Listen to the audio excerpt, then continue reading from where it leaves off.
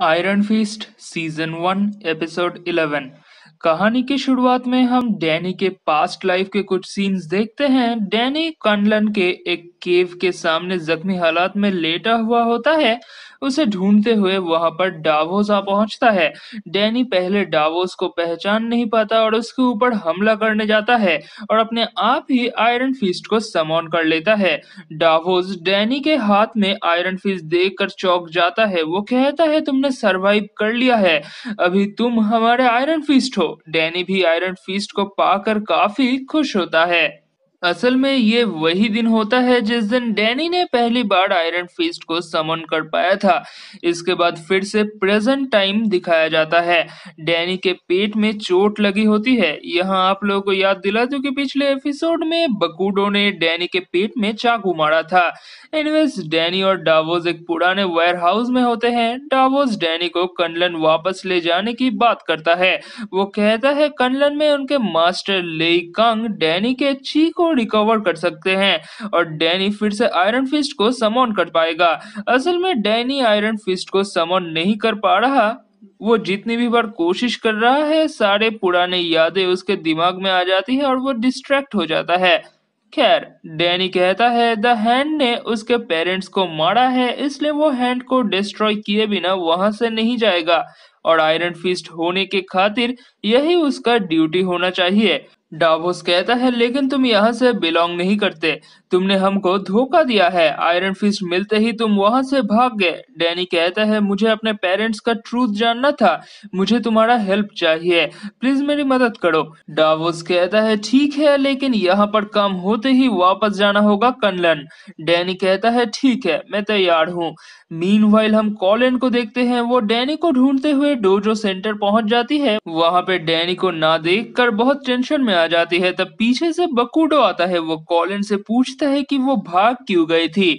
Colin कहती है Danny जख्मी था, इसलिए वो वहां से भाग के डैनी को ढूंढने आई है। बकूडो कहता है डैनी को अभी समझाने बुझाने का समय चला गया है। उसको बचपन से सिखाया गया है कि हैंड के लोग बुरे होते हैं, इसलिए वो तुमसे भी नफरत करने लगा है। कॉलिन बकूडो से एक और चांस मांगती है ताकि वो डैनी को समझा सके, लेकिन बकूडो कहता है नहीं, अभी वो सब नहीं चलेगा, हमें डैनी के आयरन फिस्ट की जरूरत है, इसलिए अगर तुम उसे ढूंढ पाई तो सबसे पहले मुझे खबर करना।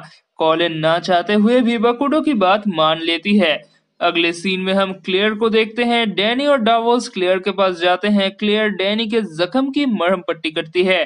डैनी डावोस को क्लेयर के साथ पहचान करवा देता है। इसके बाद डैनी क्लेयर को कॉलिन के बारे में बताता है कि कॉलिन भी हैंड की ही एक मेंबर है। डैनी इस बात से बहुत गुस्सा होता है, इसलिए क्लेयर डैनी को कन्विंस करने की कोशिश करती है कि कॉलिन हैंड की मेंबर नहीं है और वो डैनी के साथ कोई गलत काम नहीं कर रही। लेकिन डैनी अपने मोनेस्ट्री में सिखाए हुए बातों को पकड़ के बैठा रहता है। मीनवाइल हम हैरल्ड और जॉय को देखते हैं।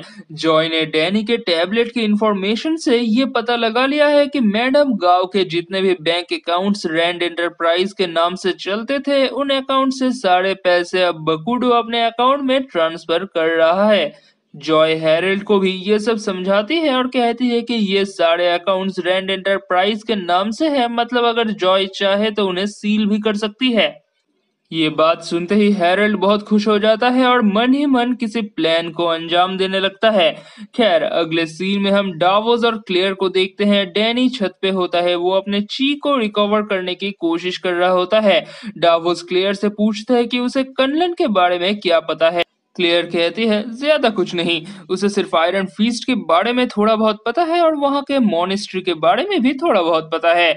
डावोस इन सब से ज्यादा सरप्राइज नहीं होता। वो क्लेयर के घर में कुछ किताबों को देखता है जिसमें मेडिकल साइंस के अलावा कुछ और टेक्निक्स के बारे में बताया गया है जिससे किसी इंसान को हील किया जा सके।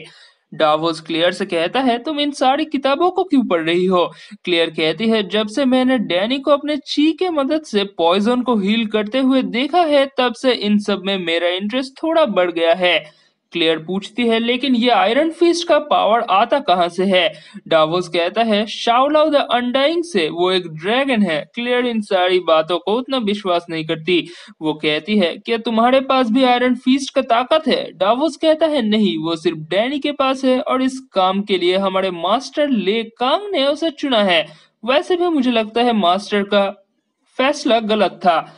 एनीवेज तभी क्लेयर की घर की घंटी बजती है, उसे लगता है पिज्जा डिलीवरी बॉय आया है।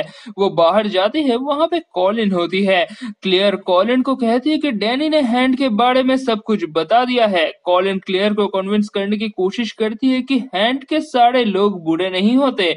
बकुडो की टीम अच्छा काम कर रही है। वो लोग शहर के ऑर्फन बच्चों को पढ़ाते लिखाते हैं और उन्हें एक बेटर लाइफ गिफ्ट करने की कोशिश करते हैं। लेकिन क्लेयर इन सब बातों से कन्विंस नहीं होती। तब कॉलिन निराश होकर वहां से जाने लगती है। असल में कॉलिन डैनी से मिलना चाहती थी। कॉलिन को इतना निराश देखकर क्लेयर उसे पीछे से बुलाती है और डैनी के पास जाने का परमिशन दे देती है। कॉलिन डैनी के पास जाती है। डैनी अपने ची को रिकवर करने की कोशिश कर रहा होता है। वो कॉलिन को देखकर बहुत गुस्सा हो जाता है। कॉलिन उसे भी वही सारी बातें बता के कन्विंस करने की कोशिश करती है जो बातें उसने कुछ देर पहले क्लेयर को बताई थी। लेकिन डैनी कॉलिन के बातों से नहीं मानता। वो कहता है बकुडो उन बच्चों को ट्रेनिंग देकर अपने काम में लगाना चाहता है और वो तुम्हें भी वैसे ही फंसा रहा है। कॉलिन निराश हो जाती है और डैनी को सॉरी कहती है और वहां से चली जाती है।